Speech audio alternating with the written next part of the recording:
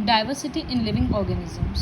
सो ये चैप्टर बहुत ज़्यादा इम्पॉर्टेंट है और इसमें लर्न करने का बहुत सारा नया टर्म्स भी आएगा, तो थोड़ा पेशेंस के साथ इसको पढ़ना होगा। लिविंग ऑर्गेनिजम्स में ऑलमोस्ट वर्ल्ड में 10 मिलियन स्पीसीज़ है अलग अलग, लेकिन आज तक हम लोग सिर्फ 2 to 3 मिलियन स्पीसीज़ के बारे में ही जान पाए हैं, बाकी के बारे में हम लोग नहीं जानते। तो इतना ज़्यादा डाइवर्सिटी है। अगर हम लोग सपोज़ अपने आप को अगर एक मंकी से कंपेयर करेंगे, एक ह्यूमन बींग है दूसरा, if I am comparing with my self with another human being and a monkey, तो किससे ज़्यादा सिमिलैरिटीज़ हमको मिलेगा? ऑब्वियसली दूसरे ह्यूमन बींग से। तो हमको ऐसा लगेगा कि मंकी और मेरे में क्या सिमिलैरिटीज़ है, कुछ नहीं। लेकिन now I am comparing my self with a monkey and a cow, तो फिर किससे ज़्यादा रिजेम्बलेंस होगा? मंकी से। तो यही होता है कि कंपेयर करेंगे अगर, तो अलग अलग ऑर्गेनिजम्स रहेगा तो कंपैरिजन का क्राइटेरिया बार बार चेंज होते रहेगा। तो we need a certain fixed criterias, जिससे हम लोग एक ग्रुप ऑफ ऑर्गेनिजम्स को दूसरे ग्रुप से कंपेयर कर पाएँ, और वो हर जगह पे सेम होना चाहिए। तो इसी वजह से क्लासिफिकेशन का ज़रूरत आया। ऑल्सो अगर क्लासीफाई करेंगे तो हर ऑर्गेनिजम्स के बारे में ईजीली लर्न कर पाएंगे, ईजीली याद रख पाएंगे, तो वो आगे जाकर जो काम आएगा। That is why we need classification. तो अब क्लासीफाई करेंगे किस बेसिस पे? What is the basis of classification? तो बहुत सारे साइंटिस्ट, बायोलॉजिस्ट्स इस चीज़ पे सोचते थे। जैसे Aristotle was a Greek thinker, वो एनिमल्स को क्लासीफाई कर दिया on whether they lived on land, in water और इन द एयर। अगर वो लोग ज़मीन में रहते तो अलग ग्रुप, वाटर में रहते तो अलग, एयर में रहते तो अलग। काफ़ी सिंपल है, बेस्ड ऑन द हैबिटेट। लेकिन ये पूरा सही नहीं है, क्योंकि आज जो ऑर्गेनिजम्स पानी में रहता है, सपोज ऑक्टोपस, फिश और कोरल्स, तो ये सब में भी तो कोई सिमिलैरिटी नहीं है, सिर्फ एक सिमिलैरिटी कि ये लोग पानी में रहता है। उसी तरह से लैंड में ऑर्गेनिजम्स रह रहा है, ह्यूमन बींग्स, टाइगर, कैट और पिग्स। तो अब इन सब में भी तो ज़्यादा सिमिलैरिटी नहीं है, कुछ भी नहीं है, सिर्फ यही है कि लैंड में रहता है। तो ये जो इतना सिंपल कंसेप्ट है क्लासिफिकेशन का, वो तो काम नहीं आएगा। सो ये सोचा गया कि किस वे से हम लोग और स्टार्ट कर सकते हैं क्लासीफाई करना। सबसे बेसिक फीचर क्या होगा क्लासिफिकेशन का? Cell structure. So the most basic will be cell structure. इसके बेसिस पे ये देखा जाएगा सेल स्ट्रक्चर मतलब वेदर इट इज़ यूकैरियोटिक और प्रोकैरियोटिक। यूकैरियोटिक, प्रोकैरियोटिक मतलब सेल स्ट्रक्चर में देखा जाएगा कि उसमें जो भी ऑर्गेनेलीज है, क्या वो मेम्ब्रेन बाउंड है या नहीं है। अगर न्यूक्लियस वगैरह ठीक से वेल डिफाइंड नहीं है तो वो प्रोकैरियोटिक हो जाएगा, और अगर न्यूक्लियस वगैरह ठीक से वेल डिफाइंड है, ऑर्गेनेलीज में सारा में मेम्ब्रेन्स है, तो वो यूकैरियोटिक हो जाएगा। तो सबसे बेसिक क्लासिफिकेशन ये आएगा, सेल स्ट्रक्चर। दूसरा क्या आएगा कि क्या वो मल्टी सेलुलर है या नहीं, तो नंबर ऑफ सेल्स के बेसिस पे आ जाएगा। तो एक क्राइटेरिया हम लोग और देखेंगे, नंबर ऑफ सेल्स। तो इसके बेसिस पे होगा यूनिसेल्युलर या फिर मल्टी सेलुलर। फिर अगर मल्टी सेलुलर है तो उसमें डिवीजन ऑफ लेबर किस तरह से है, मतलब ऑब्वियसली अगर मल्टी सेलुलर ऑर्गेनिज्म है तो उसमें कोई ग्रुप ऑफ सेल्स एक इंडिविजुअल काम करेगा, फिर other group of cells other काम करेगा, इसी को डिवीजन ऑफ लेबर बोलते हैं। फिर थर्ड क्राइटेरिया है कि अगर वो मल्टी सेलुलर है तो क्या वो अपना खाना खुद से बना सकता है या नहीं, तो whether it can perform photosynthesis और नॉट। फोटोसिंथेसिस कर सकता है या नहीं कर सकता, तो उसके बेसिस पे दो सेपरेट हो जाएगा। फिर एक फोर्थ कैटेगरी आ सकता है कि अगर वो फोटोसिंथेसिस करता है तो उसमें भी किस तरह का डिफ्रेंसिएशन है, मतलब जिससे ज़रूरी नहीं है कि हर प्लांट के पास स्टेम होता है प्रॉपर, हर प्लांट का अलग अलग ब्रांचेस, फ्रूट्स, फ्लावर्स होता है, वो हम लोग आगे पढ़ेंगे तो समझ में आएगा। So the fourth category is of the organisms that perform photosynthesis, what is the level of organisation in their body. अगर कोई फोटोसिंथेसिस परफॉर्म कर भी रहा है तो उसका बॉडी स्ट्रक्चर कितना ज़्यादा डिफाइंड है। फिर है of the animals, how does the individuals body develop and organise its different parts, what are the special organs. तो फोटोसिंथेसिस के तौर पे फिर 2 पार्ट बन जा रहा है। अब जो फोटोसिंथेसिस नहीं कर रहा हेटेरोट्रोफ्स, उसमें भी क्या क्या तरह का अलग अलग ऑर्गन है क्या नहीं है, उसके बेसिस पे फिर उसमें अलग से पूरा डिवीजन शुरू हो जाएगा। तो ये काफ़ी बड़ा स्ट्रक्चर इस तरह से जाते जाएगा। स्केलेटन है नहीं है, पंपिंग ऑर्गन हार्ट है या नहीं है, डाइजेस्टिव सिस्टम है या नहीं है, इस तरह से अलग अलग कैटेगरीज बार बार बनते जाएगा। तो इस वजह से क्लासिफिकेशन का जो चार्ट होगा वो काफ़ी बड़ा होगा, लेकिन उसका सबसे बेसिक कैरेक्टरिस्टिक होगा whether the cell is eukaryotic और प्रोकैरियोटिक। ये सारा बेसिक फीचर्स था क्लासीफाई करने का। फिर क्लासिफिकेशन के साथ एक टर्म आता है जिसको बोला जाता है इवोल्यूशन। इवोल्यूशन का एक्चुअली मीनिंग होता है ग्रेजुअल चेंज। तो आज हम लोगों को पता है कि पहले ऑर्गेनिजम्स, पहले जो भी ह्यूमन बींग्स थे वो सीधा खड़े नहीं हो सकते थे। फिर धीरे धीरे वो लोग पूरे मंकी के जैसे चलते थे ऑन 4। धीरे धीरे वो लोग थोड़ा खड़े हुए, और आज जो प्रेजेंट ऑर्गेनिज्म है वो हम लोगों को देखने को मिलता है स्ट्रेट, इरेक्ट। तो ये धीरे धीरे एक चेंज आया ना, इसी को बोला जाता है इवोल्यूशन। तो जो भी पहले का ग्रुप ऑफ ऑर्गेनिजम्स था उसको बोला जाता है प्रिमिटिव ऑर्गेनिजम्स। इसका मतलब ओल्ड ऑर्गेनिजम्स। इन सब का बॉडी डिज़ाइन काफ़ी सिंपल होता है। एग्जाम्पल क्या बोल सकते हैं, बैक्टीरिया। लेकिन कुछ कुछ ऑर्गेनिजम्स होता है जो टाइम के साथ बदलते जाता है, वो अपना बॉडी स्ट्रक्चर को और वेल डिफाइन करते जाता है। तो इसको बोला जाता है एडवांस्ड ऑर्गेनिजम्स। एडवांस्ड ऑर्गेनिजम्स, जैसे प्रिमिटिव ऑर्गेनिजम्स सिंपल था क्योंकि इनका बॉडी स्ट्रक्चर काफ़ी सिंपल होता है। एडवांस्ड ऑर्गेनिजम्स कॉम्प्लेक्स होता है। ह्यूमन बींग्स के बॉडी में इतना अलग अलग टाइप का सेल है जो अलग अलग ग्रुप बनाकर टिश्यू बनता है। फिर कोई रिप्रोडक्शन में हेल्प करता है, कोई पंपिंग में हेल्प करता है, कोई मूवमेंट में हेल्प करता है। तो इतना अलग अलग वैरायटी का अंदर में सब्सटेंसेस है, इसी वजह से हम लोग एडवांस्ड ऑर्गेनिजम्स है और कॉम्प्लेक्स भी है। एग्जाम्पल आएगा ह्यूमन बींग। और जैसे ये ओल्ड ऑर्गेनिजम्स था तो ये न्यू हो जाएगा या रिसेंट हो जाएगा। So when we connect this idea of evolution to classification, हम लोग को ग्रुप्स मिलेगा जहाँ किसी में पुराना बॉडी ऑर्गेनाइजेशन है जिसको प्रिमिटिव या लोअर ऑर्गेनिजम्स बोला जाता है, और दूसरा ग्रुप मिलेगा जिसमें एडवांस्ड या हायर ऑर्गेनिजम्स का ग्रुप होता है।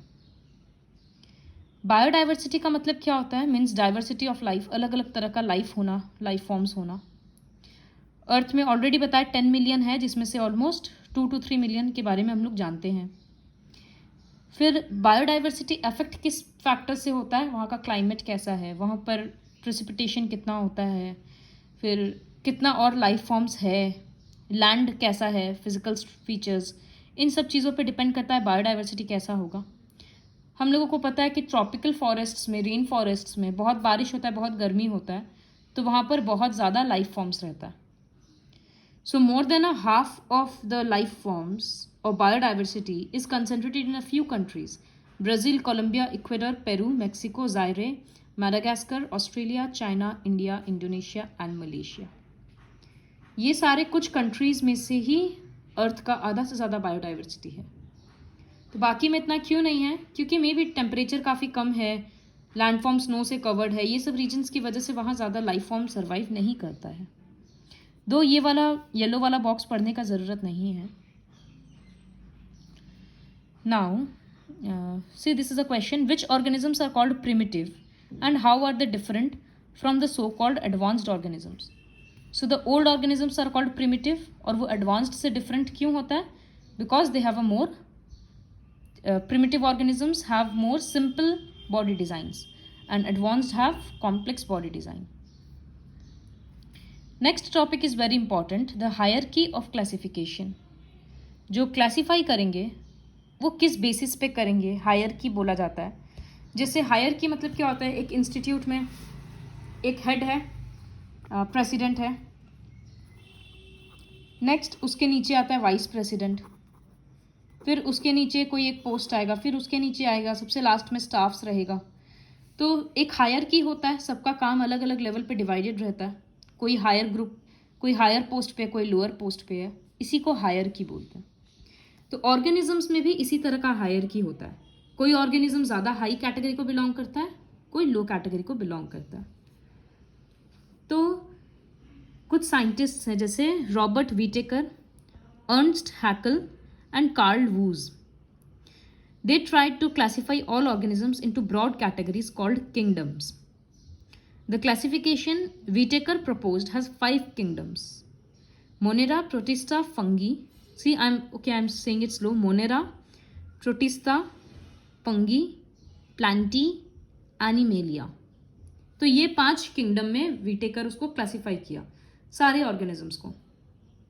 फिर क्या बेसिस था उसका क्लासीफाई करने का, कि ऑर्गेनिजम्स का सेल स्ट्रक्चर कैसा है, mode and source of nutrition क्या है, सैप्रोफाइटिक है, पैरासाइटिक है, हेटेरोट्रोफिक है, ऑटोट्रोफिक है, सिम्बायोटिक एसोसिएशन है, इस तरह से।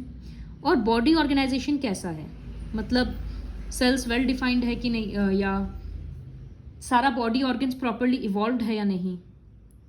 The modification was introduced by dividing Monera into archaebacteria and eubacteria. वो मोनेरा को 2 कैटेगरी में डिवाइड कर दिया, archaebacteria and eubacteria. Further classification is done by naming the sub groups at various levels as given in the following scheme: kingdom, phylum, class, order, family, genus, species. ये जो दे दिया book में इतना simple way में, इसको हम एक example के हेल्प से समझाते हैं। You don't have to memorise that example, just समझने के बेसिस पे करना।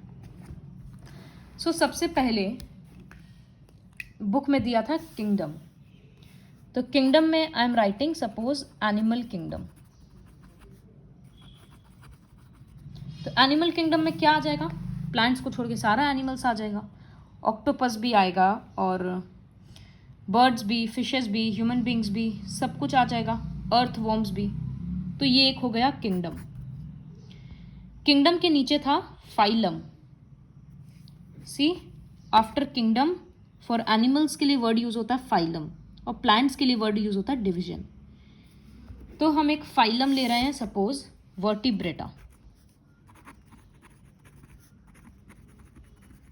This is a phylum. इस तरह से हम लोग पढ़ेंगे कि एनिमल किंगडम में बहुत सारा फाइलम है, नेमाटोड्स, निडारिया, सिलेंटराटा, प्लैटीहेल्मिन्स। हम सिर्फ अभी दिखाने के लिए समझा रहे हैं।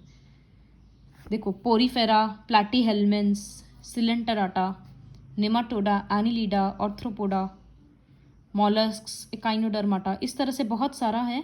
तो हम एक फाइलम चूज किए हैं, वर्टिब्रेटा।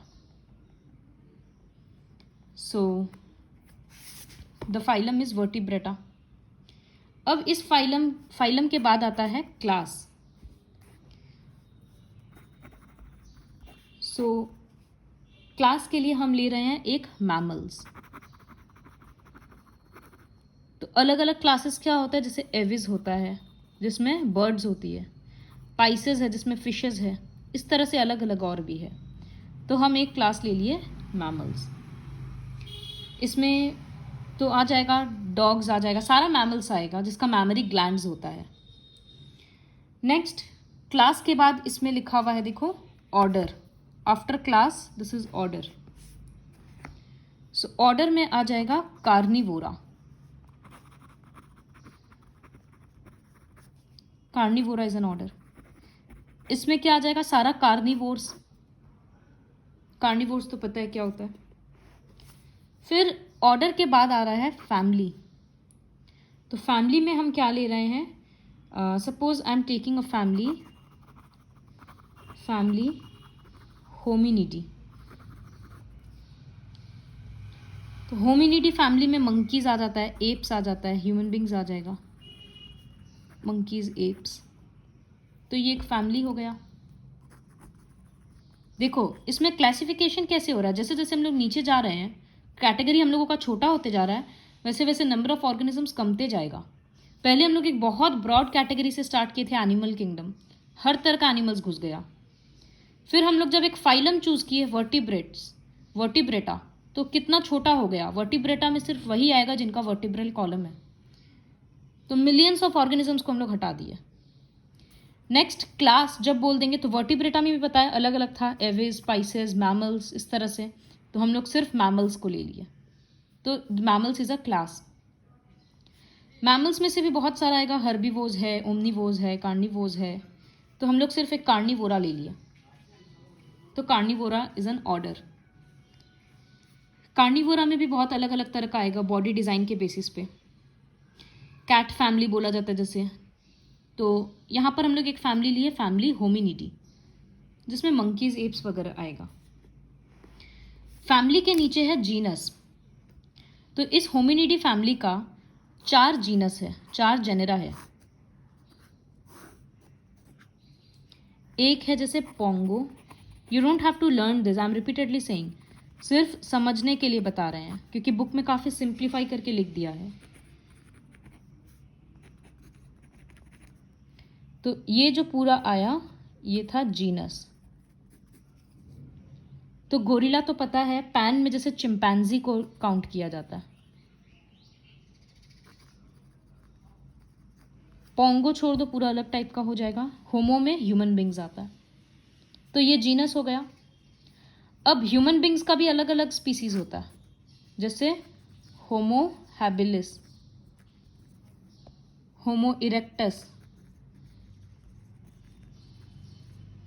इस तरह से बहुत सारा है। तो एक है होमो सैपियंस, तो होमो सैपियंस कौन है? हम लोग हैं। सो ये जो हुआ जीनस के बाद आया स्पीसीज, तो ये जो था अलग अलग स्पीसीज था। स्पीसीज का डेफिनेशन हम लोगों को ऑलरेडी पता है, a group of organisms who are able to reproduce among themselves, जो आपस में रिप्रोड्यूस करके नया ऑफस्प्रिंग प्रोड्यूस कर सकता है। तो हम लोग आए होमो सैपियंस में। हम लोग के पहले जो थे स्पीसीज ह्यूमन बींग्स का, वो होमो इरेक्टस, इस तरह से अलग अलग है, और भी बहुत सारा है। तो सबसे लो क्लासीफाई होते गया ना ये, तो क्लासिफिकेशन का सबसे लोएस्ट लेवल क्या था? स्पीसीज। स्पीसीज के बाद अगला लेवल था जीनस, फिर बहुत सारा जीनस मिलकर क्या बनाया? एक फैमिली। इस तरह से बहुत सारा फैमिली है, फैमिली मिलकर ऑर्डर, बहुत सारा ऑर्डर है मिलकर क्लास, अलग अलग क्लासेस मिलकर फाइलम, अलग अलग फाइलम मिलकर किंगडम। तो ये था इन लोगों का क्लासिफिकेशन का तरीका। ये अभी हम बहुत छोटा में समझाएं, सिर्फ एक कैटेगरी को लेकर। देखो एक कहाँ वर्टिब्रेटा से स्टार्ट किए थे, वो कितना फर्दर में डिवाइड होते गया, और भी थाउजेंड्स ऑफ कैटेगरीज है जिसको हम इग्नोर किए हैं। So thus by separating organisms on the basis of hierarchy of characteristics into smaller and smaller groups, हम लोग बेसिक यूनिट पे आते हैं जो है स्पीसीज। और स्पीसीज क्या है? देखो ये रहा, species include all organisms that are similar enough to breed and perpetuate, जो आपस में ब्रीड करके रिप्रोड्यूस करेगा। तो जो वीटेकर का 5 किंगडम क्लासिफिकेशन था, मोनेरा, प्रोटिस्टा, सबका फीचर्स देखते हैं। सबका फीचर्स को पॉइंट वाइज बनाकर या तो लर्न कर लो। जैसे मोनेरा का फीचर्स है कि they do not have a well defined nucleus, इसका मतलब ये सब प्रोकैरियोटिक ऑर्गेनिजम्स है, और ये मल्टीसेलुलर भी नहीं है। On the other hand they show diversity based on many other characteristics, किसी के पास सेल वॉल है, किसी के पास नहीं है। तो सारे मोनेरा में सेम क्या हुआ कि ये सिंगल यूनिसेलुलर है और प्रोकैरियोटिक है। तो सारे मोनेरा में डिफरेंसेस क्या हुआ? किसी में सेल वॉल है, किसी में नहीं है। और see here it is written, of course different effects on of course having or not having cell wall has very different effects on body designs here, from having or not having a cell wall in multicellular organisms, mode of nutrition अलग अलग है, either autotrophic या फिर heterotrophic। Examples cyanobacteria, blue green algae जो पढ़े थे, mycoplasma, एनेबीना, ये points ये सब लर्न करने का जरूरत नहीं है, लेबलिंग, सिर्फ ये फिगर याद रखना है, एनेबिना। फिर सेकंड कैटेगरी है प्रोटिस्टा। तो अच्छा, मोनेरा का फीचर्स अब इतना सारा है तो उसको मेमोराइज कैसे करेंगे? So you'll have to remember like this कि ये खुद का इसमें नोट्स बनाना होगा। मोनेरा का एक फीचर क्या था? प्रोकैरियोटिक था, दूसरा यूनिसेल्युलर था, थर्ड था कि मे बी ऑटोट्रोफिक और heterotrophic. May have cell wall और मे नॉट। ये मेन फीचर्स पढ़ लिए, फिर एग्जाम्पल लर्न कर लेंगे। तो ये हो गया नोट्स में, वो पैराग्राफ से लर्न करने से बेटर ये होगा। अगला किंगडम है प्रोटिस्टा। तो प्रोटिस्टा में आता है यूनिसेल्युलर, दूसरा ये यूकैरियोटिक है। They use hair like appendages, it is written here, अपने बुक से देखते जाना। Some of the organisms use appendages like cilia, flagella, जो हम लोग पढ़े थे पहले भी। तो use appendages like cilia, flagella, मतलब हम लोग पैरामोसियम में देखे थे जो इस तरह से निकला हुआ रहता था। और मोड ऑफ न्यूट्रिशन ऑटो और hetero. Examples algae, diatoms, protozoans. तो सबका इसी तरह से फीचर्स लर्न करना है, एग्जाम्पल्स लर्न करना है। और फिगर याद में रखना, कभी कभी दे देता है ये figure, identify the organism, identify the kingdom, इस तरह से आता है। देखो यूग्लिना, अमीबा, पैरामोसियम का दे दिया। नेक्स्ट किंगडम है फंगी। तो फंगी का इसी तरह से अगर नोट्स बनाएंगे तो फंगी के लिए क्या रहेगा, सबसे पहला हेटेरोट्रोफिक, अपना खाना खुद नहीं बनाता है, इसमें ब्रैकेट में लिख सकते हैं सैपेरोफाइटिक, क्योंकि डेड एंड डिकेइंग से लेता है। फिर ये यूकैरियोटिक है, मल्टी सेल्यूलर है, और हम लोगों को पता है सेल वॉल होता है। बट इसका सेल वॉल, जैसे प्लांट्स में सेल वॉल ग्लूकोज से बना हुआ रहता है, इसमें सेल वॉल काइटिन से बना हुआ रहता है। ये एक तरह का शुगर है, काइटिन, चिटिन मत पढ़ना इसको, काइटिन। सो ये इसका फीचर्स हो गया। देखो पॉइंट्स बनाने से बहुत इजीली लर्न होगा। फिर एग्जाम्पल्स लर्न करना है, मशरूम, पेनिसिलिन, एस्परगिलस, एगरिकस, इस तरह से। कुछ हम लोगों को पता है फंगस एल्गी के साथ सिम्बायोटिक रिलेशनशिप में रहता है, जहाँ पर एल्गी से इसको फूड मिलता है और बदले में फंगस उसको वाटर और शेल्टर प्रोवाइड करता है। So that type of relationship which is beneficial for both the organisms is called symbiotic association. Example lichens, जो ग्रीन एल्गी और ब्लू ग्रीन एल्गी और फंगस का सिम्बायोटिक एसोसिएशन है। नेक्स्ट किंगडम है Plantae. वो उसका क्या फीचर्स होगा, मल्टी सेल्यूलर है, यूकैरियोटिक है और सेल वॉल है। They are autotrophs, they can prepare their own food with the help of by the process of photosynthesis, और their cell wall is made up of cellulose। फिर examples दे देंगे। Last kingdom है animalia.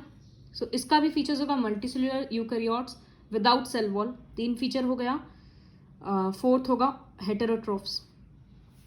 इन दोनों के बारे में हम लोग पूरा डिटेल्स में बाद में पढ़ेंगे 2 क्लास में। प्लांटी जो किंगडम है पूरा सेपरेट होते गया और एनिमेलिया किंगडम पूरा सेपरेट हुआ।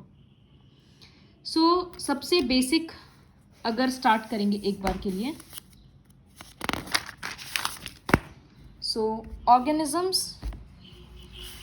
Where classified. ऑर्गेनिजम्स मतलब सारा लिविंग ऑर्गेनिजम्स। सबसे बेसिक क्लासिफिकेशन था कि बॉडी सेल कैसा है, प्रोकैरियोटिक है या यूकैरियोटिक है, मतलब सेल न्यूक्लियस वेल डिफाइंड है या नहीं है।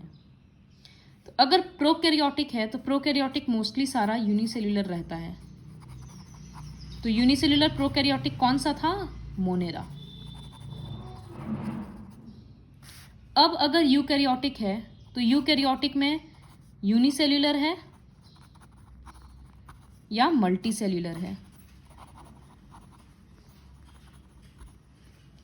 तो यूनिसेल्युलर यूकैरियोटिक सिर्फ एक ही किंगडम था, प्रोटिस्टा। अब अगर मल्टी सेल्युलर है तो सेल वॉल है या नहीं है, तो विथ सेल वॉल और विदाउट सेल वॉल। तो विदाउट सेल वॉल देखो 2 किंगडम तो ऑलरेडी निकल गया 5 किंगडम में से, तो अब बचा फंगी, प्लांटी, एनिमेलिया। तो सेल वॉल एनिमल्स में तो होता नहीं है, तो एनिमेलिया तो यहाँ आ गया। अब विथ सेल वॉल में भी दो कैटेगरी है, फोटोसिंथेसिस है या नहीं है, perform photosynthesis, do not perform photosynthesis और परफॉर्म फोटोसिंथेसिस।